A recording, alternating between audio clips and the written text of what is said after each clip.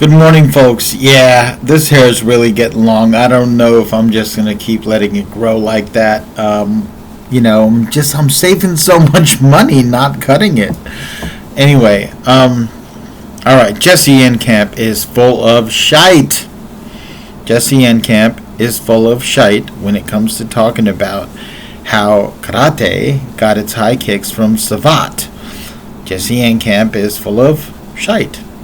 I'm going to say this because he basically says, well, the Japanese imported the high kicks into karate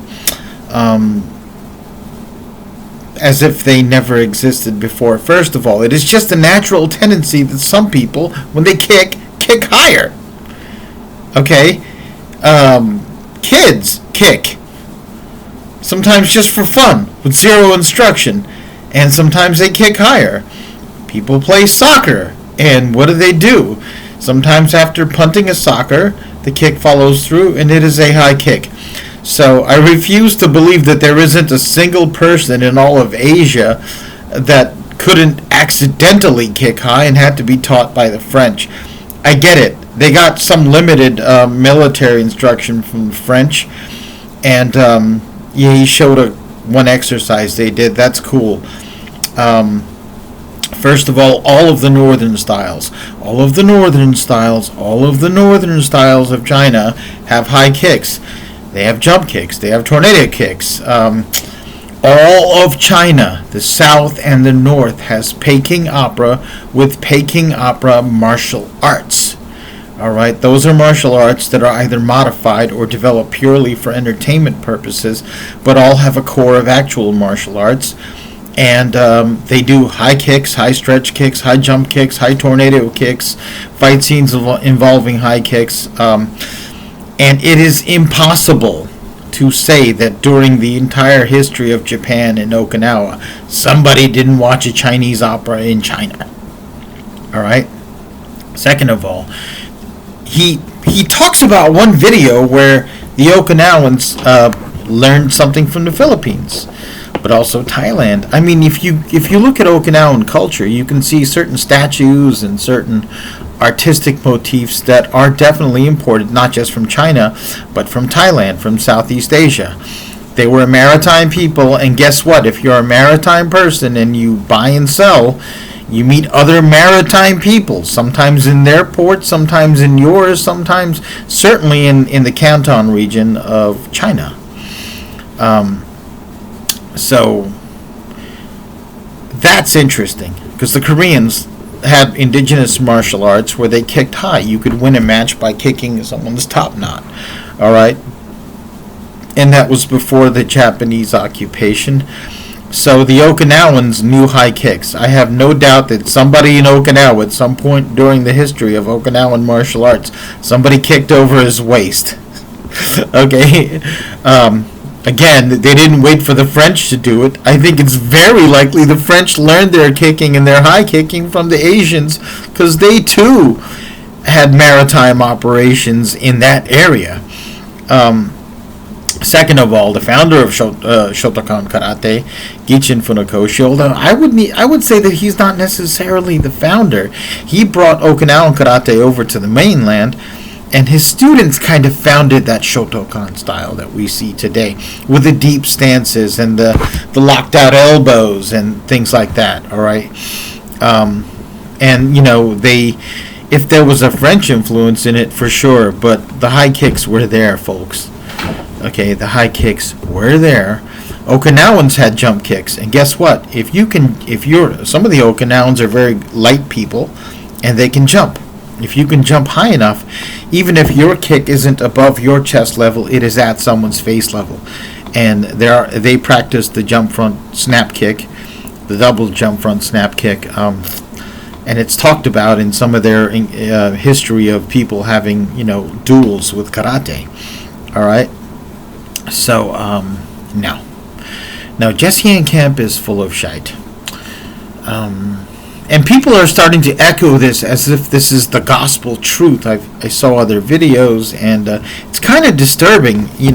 Just one person's theory, an overblown theory that's not well thought out, becomes truth. I mean, Stephen Kesting's another example. Stephen Kesting, by the way, you're full of shite.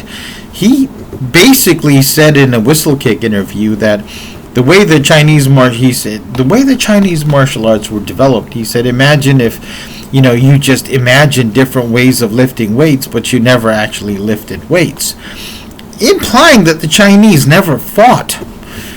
Do you not know history? I mean, as far back as they invented a little thing called The Art of War, a book, right? Which is so valuable that when I was in the Marine Corps, the Commandant of the Marine Corps, Al Gray, my boy, because he's from Jersey like me, made it mandatory reading for all Marines in the Marine Corps from private to general. All right? The Chinese fought. They fought with empty hands. They fought with weapons. They fought with the Mongolians. They fought with the Turks. They were often conquered by a foe and had to live under occupation and practice in secret and stage rebellions. And, they fought in the Boxer Rebellion. They fought in the Korean War. They fought. There's no way that their martial art was not informed by combat and killing and death. There were also many records that as far as the armed, there was an emperor who used to have duels fought in front of him every day because he was just so in love with watching people do kung fu. And the British talk about when they were in the southern ports of China that there would be boxing contests and using the local martial art, which, they disdained. But, I mean, it's proof that they were fighting and sparring. They talked about matches, right? And certainly after the Japanese occupation, there were tons of sparring and lots of fighting, even in practice. I know because Stephen Kesting said that he only sparred with his Hung Gar training like once or twice a year. That's an aberration. I don't know where you trained. I think your teachers obviously held back, probably because you're white and they're kind of angry at the way white people have treated them over time. But all the kung fu schools that I've been in, we fought all the time, right? And some of the Sifus that I've talked to, we're talking African American, Caucasian American, and Middle Eastern American and Asian American people that were born here. Talked about their teachers fighting and having them fight and spar all the time, right? It's so bizarre when you hear people just sort of make up a history for another country that they never even bothered researching, all right? Masatoshi Nakayama, who I think is actually one of the founding fathers of Shotokan Karate, I think he was instrumental in developing it, talked about traveling in China and learning from different masters, right? And, I have no doubt that there was sparring involved. There was at least an exchange of techniques. He was already expert. He was already a black belt level in karate when he did his traveling.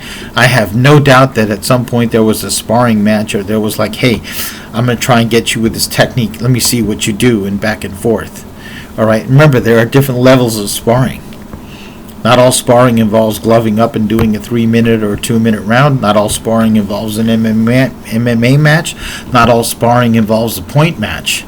There are many, many formats of sparring, and one thing all forms of sparring have in common is that they are not fights.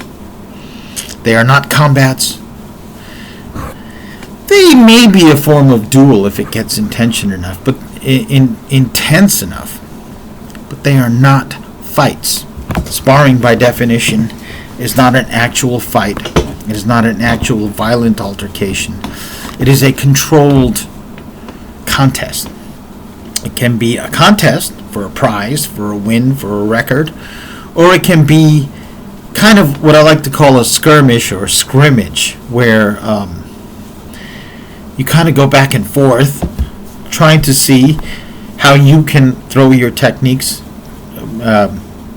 score, not be scored on, how you can do a takedown or not a takedown. And I also need to remind a lot of people that, for example, during the Japanese occupation of Taiwan and Korea, and a little bit less in mainland China, many of the youth were taken away to be educated in Japan to sort of make them part of the Japanese system and abandon their culture. That's how you get Taekwondo. That's why many Taiwanese martial arts even have a belt structure, right? And, they learned judo, they learned karate, and they were certainly, when they got back, sparring with their compatriots, often in secret, right? It is just so silly when I see people do this. When Stephen Kesting and Jesse Enkamp, again, display this either ignorance or arrogance or both, thinking that their limited knowledge and that their one theory is actually the truth without actually looking at the truth. There's a book called, I think it was called Chinese Boxing Methods and Masters by Robert W. Smith, and he talked about living in Taiwan and training with the monkey kung fu master, and how vital the guy was, how he would get up in the morning and clean himself up by taking a bucket of cold water and just dumping it over his head and washing himself, and how he had multiple wives. And he talked about they would practice the basics and the forms, and he goes, but we spent most of our time actually scrimmaging. So this old master would actually spar with Robert W. Smith, who already knew other forms, and I think he actually had a black belt in judo or had some more in-depth exposure to judo. Remember, during Jigoro Kano's career in the 20s and 30s, judo was actually popularized across the world, right? So, Savate is not the sole source of high kicking in karate or in any Asian martial art. You have only to travel across Asia to look at artwork, to look at carvings on